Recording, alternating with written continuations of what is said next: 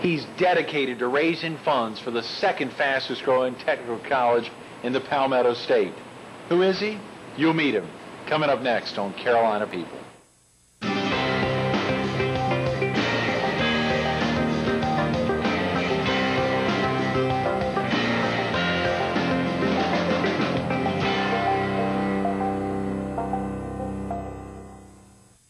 Good morning. Welcome to Carolina People. This morning we're at the Georgetown campus of Horry Georgetown Technical College. We're focused on the foundation that helps support the college, and we're visiting with its chairman, Tom Maeser.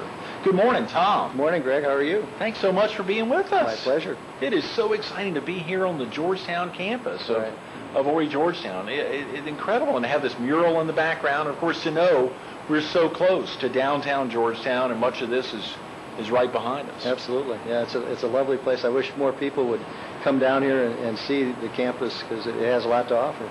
They've got, we took last Thursday when we were here for the board meeting. Mm-hmm. It was so exciting to travel through and to get a feel of the classrooms and to see some of those virtual classrooms and the stand-up, the fancy screened computers, right. Stuff that I hadn't seen. I surely didn't see in school anywhere. Absolutely, and you've got to be almost a technology person to teach now. Yeah. To hear Murray, the associate provost, give us two separate tours were done. The provost, Brian England, and of course the associate provost, giving us a tour around the facility and to see the entire commitment. Of course, in the summertime, a little slower than other times, but to see the library open from, I think, 8:45 to 7:45, Monday through Thursday, and the real encouragement from the librarians to come visit. All locals, come in and visit, and you may get interested in some continuing education classes or full-time. Yeah, I believe there's like 800 students that are here, so right, it's quite busy. Right. Tom, real quick about yourself, for viewers who may not have caught you on air or seen you with the Coast Carolina Association of Realtors or the Fortune Academy, which we'll look forward to talking about. Are you originally from the area? No, I'm from Minneapolis, Minnesota originally, and I grew up there, and we kind of moved from there. The winters, if you've never been to Minneapolis, are not real great. And of course, our state bird was the mosquito. That's another interesting phenomenon. But we were in Des Moines, Iowa for a number of years with Better Homes and Gardens, and then we owned a real estate company in Colorado Springs and came here in 1992. I think I saw a little something about you, Tom, that you'd been in Raleigh, North Carolina for a little while. Right, yes. We were up there from 89 to 92. And my son's still there. He's a real estate agent in Raleigh. Is that right? Now, you said we. Are you talking about, is that the proverbial we? Is that just you? Or? That's my lovely wife, Mary. We've been married for 38 years. Oh, come on. No, true. Right out of diapers. Just children. Yeah. Little babies. Yeah, what was that like getting married as a teenager? Well, I was in the military at the time. In fact, we only knew each other 2.5 months before we got married, and I took her off to California, and 38 years later. In fact, if you talk to my wife, you talk to her and say, how long have you been married? And she'll say, well, we've been married 25 happy years, and 25 out of 38 isn't bad. That's a great story. Yeah, Mary, of course, that commitment of traveling around, and you said starting in Minneapolis, of course, starting your marriage there in California, but hitting Des Moines and Colorado Springs, Raleigh, and you all have been on the Strand for a little more than a decade. Right, yeah, 92. Came down here to... basically, I was general manager with Leonard Call Taylor at the time, which is a residential real estate company. And in 99, got involved with Fortune Academy. My background is education, and it's kind of nice to be back into that field. Mm-hmm. For viewers in the PD or southeastern North Carolina, or even down here in Georgetown County, who may not be familiar with the Fortune Academy, they're missing something because Fortune Academy is all over the area. We've had some phenomenal growth. In 1999, we had one school and we had 2 instructors here in Myrtle Beach, and now we have 13 schools, about 60 instructors, and we have real estate, insurance, appraisal, home inspection. We're doing some continuing legal ed.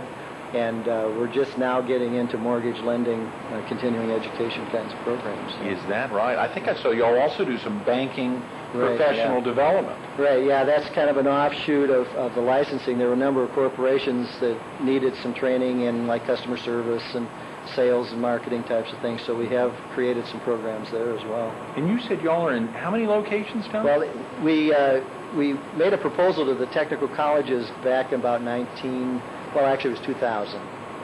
And we went to them saying, why do the real estate? We're here, we're set up for it. So 8 colleges basically took on our program, and overnight we went from 1 school to 8. So now we're in 11 technical colleges, and then we have 2 other schools in non-college areas. Now, Tom, as president of the academy, and of course chairman of the board of the foundation, is there any interaction between those two bodies? There is, in that we do work in the continuing ed with our real estate and other programs. Right. And so we are in a partnership with the college, just like the other 10.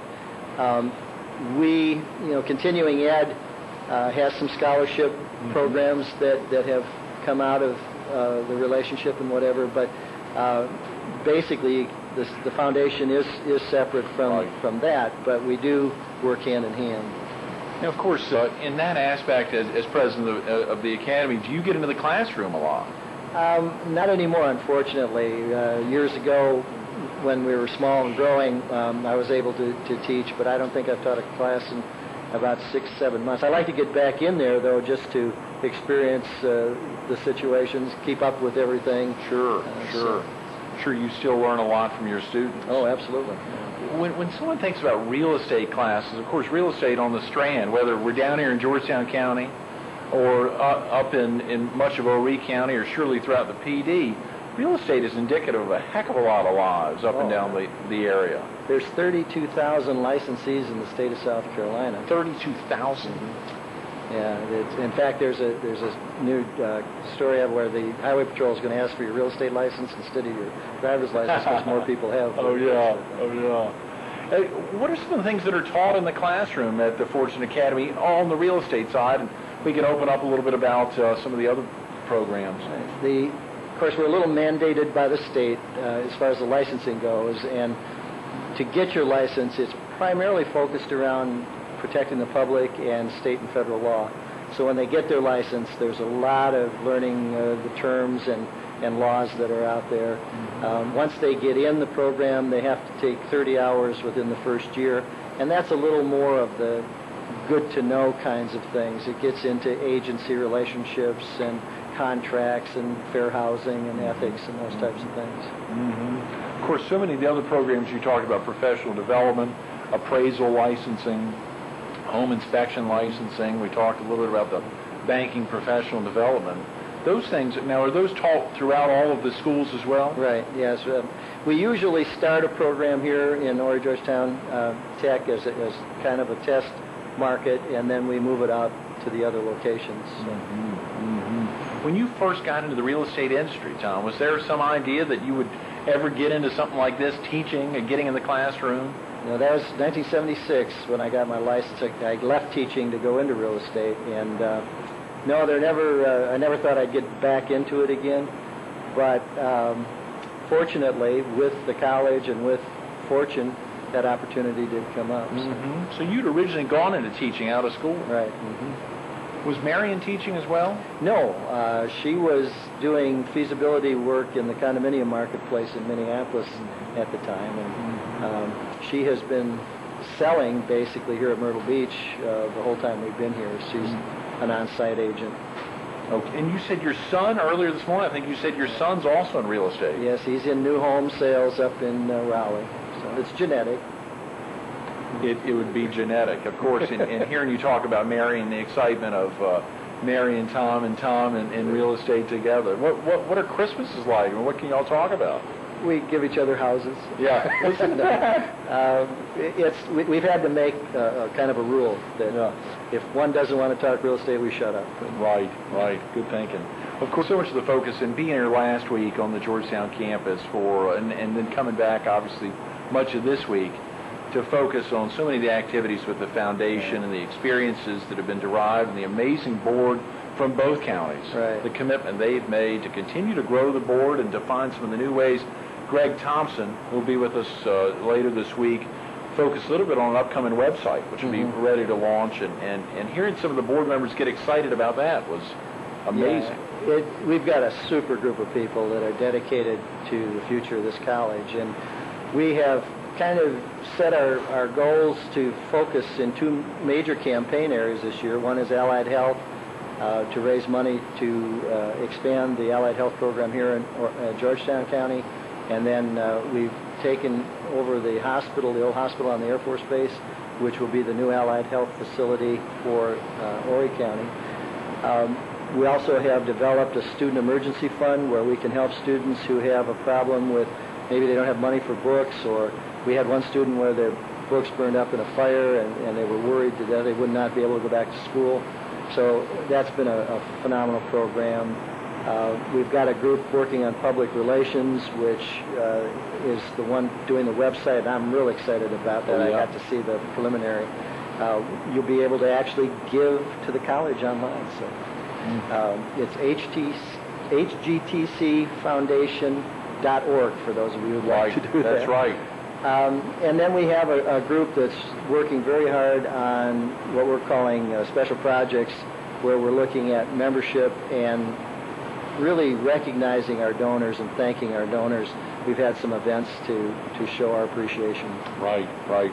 Now, not yet to drive a lot of viewers to hgtcfoundation.org. It's not yet live, is it? But it's not far off. It's very, very close, and it'll be linked to the college, but we'll have our own separate site as well. So. Right, right. Well, it's so valuable to be able to experience.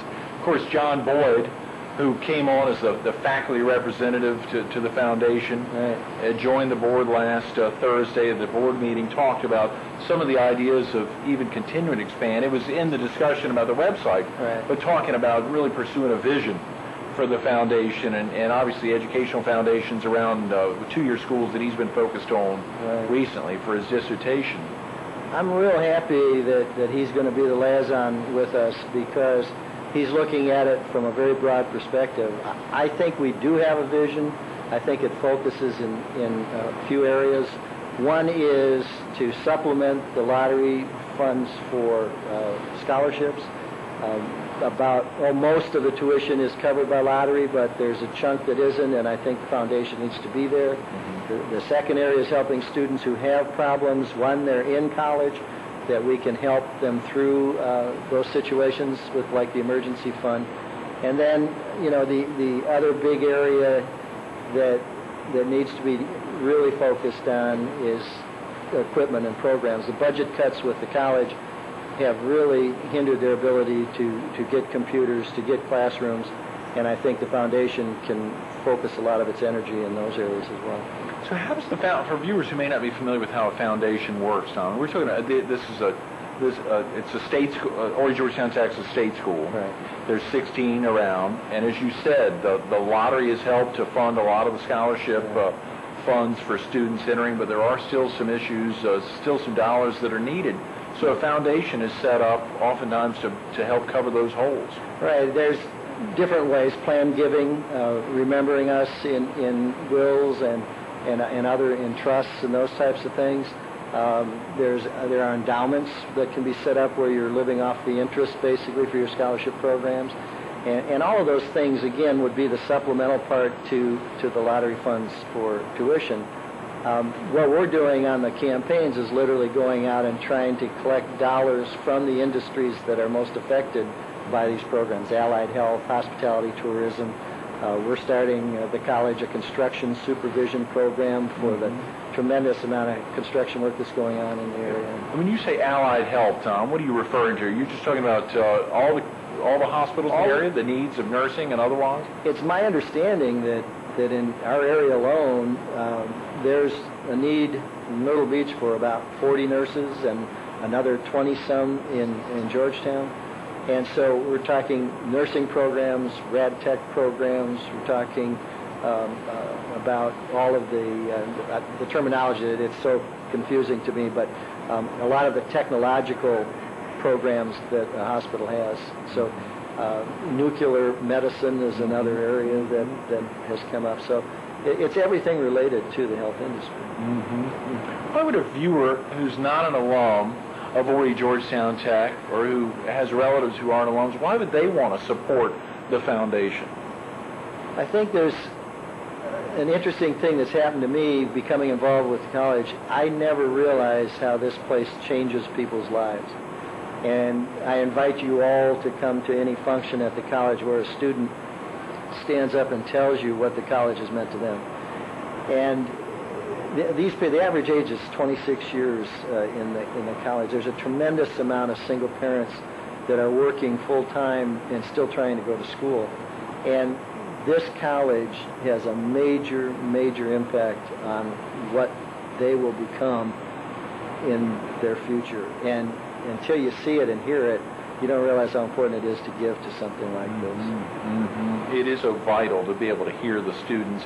And if a viewer wanted to have an interaction with a student or to talk to some of the ones that have been supported by the foundation, what would be the best way for them to do that? Is there a phone number they could call?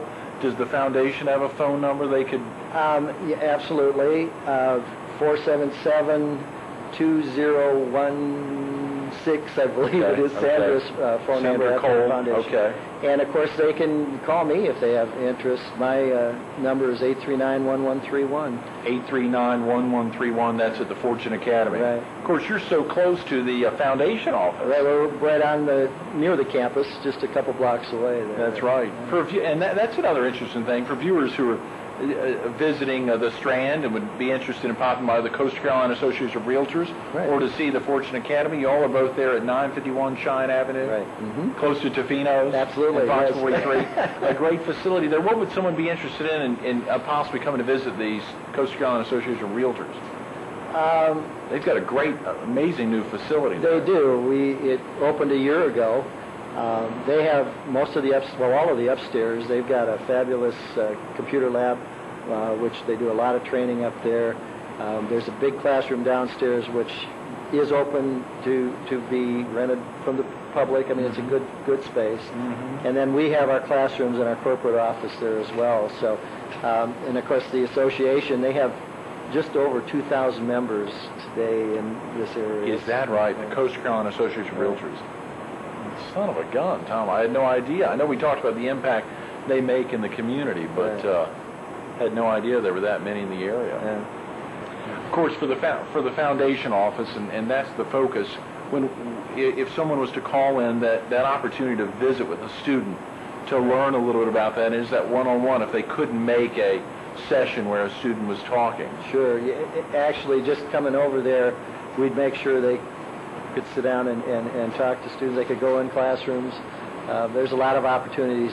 Just taking a tour of the campus, it's overwhelming, the tools and programs, the smart classrooms that I'm sure other people have talked about.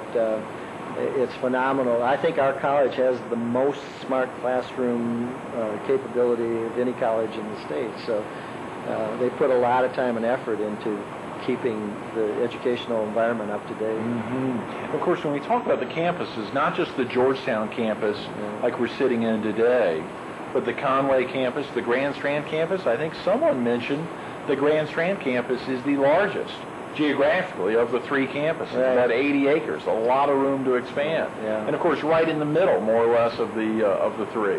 Right. And there's a new campus in North Myrtle Beach at the high school. There are 8 classrooms there. That it's an off-campus facility, but classes are going on there regularly as well. Earlier this morning when we got here, the provost here, Brian England, was in and reminded us this is, when we're in Georgetown, it's the Georgetown Horry Technical College. And of course, alphabetically that works well, but a little bit of the history for viewers who may not be familiar with the college. Horry Georgetown Tech was originally the 3 counties, Horry, Georgetown, and Marion. Right. And got started about, 50 years ago. Yeah, they had to add Marion to have the population base to actually create the college, so that was kind of interesting. And of course, then it grew and grew, and the growth here is running somewhere in the vicinity of 15%. We're one of the fastest growing technical colleges in the state. There's over 5,000 students in the total technical college system here, so it's huge. That is. Tom, and of course for you, the excitement is you, not only being in close proximity physically with the foundation office and the Fortune Academy and the Coast Carolina Association of Realtors, you're able to get over and be involved a heck of a lot more in the foundation than most foundation board chairs to be able to? Probably too much. They ask me to stay away sometimes, but I just get really caught up in what this college is doing for this community, and it's so much fun to see the activities, see what's going on. And though I don't like to, be a dominant force in any of the things we're doing, I do like to participate and be part of it. And fortunately, the college has created an environment where we can all do that. So, what are some of the things you do when you, and I think you mentioned earlier that Neil Wilson, the president, and oftentimes a key contact will do when you're calling on, let's say, Associated Business, when you're calling on hospitals, let's say, what are some of the things you'll do to get them interested if you're having to sell that story about the benefits the college makes? The first thing, of course, is to do a quick needs assessment. In the allied health area, for example, just finding what their actual needs are. Then it's an educational process, letting them know the programs that we have in place, plus letting them know that this college is astute enough to be looking at the future, what other programs are needed.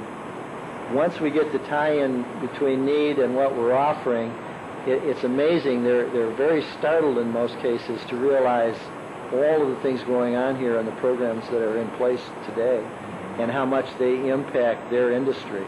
And no technical college can be self-sufficient. It's got to have input from community and businesses, and that the foundation is that arm. We're a separate corporation set up from the college to do the fundraising for the college, and all of those dollars are allocated to specific activities. And of course, working to find some of the community's needs. When John Boyd last week was talking about some of the community needs and setting a vision for the foundation going forward, finding some of that out is just oftentimes going on those calls. Absolutely. And the vision, we meet every October. We'll be coming up this October to set that vision.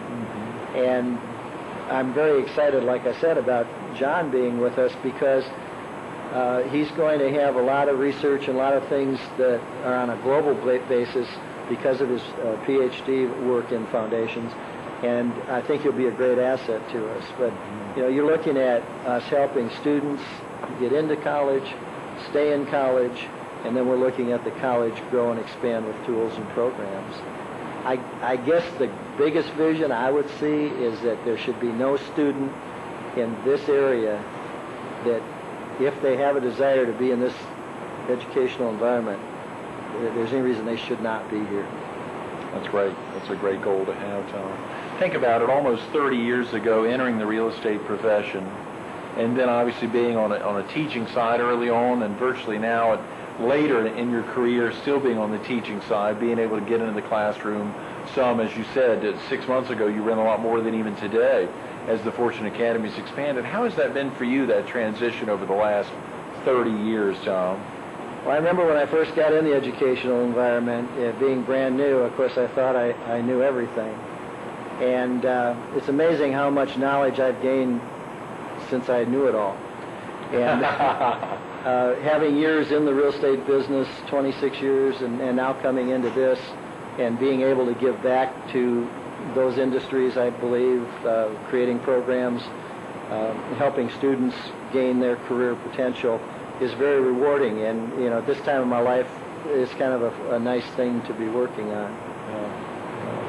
Tom, if you weren't currently the president of the Fortune Academy and the chairman of the board of Horry Georgetown Tech's Foundation, what do you think you'd be doing? I'd be rollerblading and doing a little golf and just enjoying that beautiful ocean we have out there. Absolutely. I can see you out rollerblading, particularly there on the air base.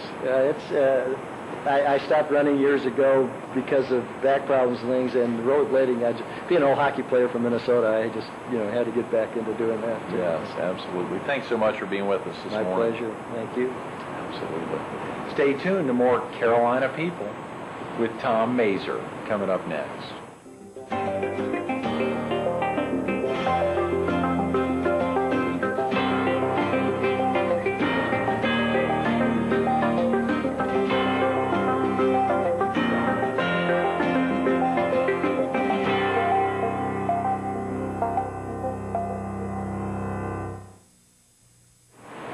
not too many beaches in Minneapolis, Minnesota. Not a lot of rollerblading year-round. Fortunately, Tom Maeser and his wife of 38 years, Mary, and his son, Tom Jr., Tom II, have gotten into the profession that they've fallen in love with and stayed with for so many years now, real estate. You see it at the Fortune Academy. You see it not only at the Fortune Academy at Horry Georgetown Tech, but spread out over, I think, 13 schools around the state of South Carolina, almost 60 instructors. The Horry Georgetown Technical College Foundation, another very important component of his life that touches so many folks, not only in these two counties, but all over. Continues to touch 7,000 full-time, 15,000 continuing education. There's always needs. There's always needs. Give them a call at 839-1131 or call the foundation office to learn more.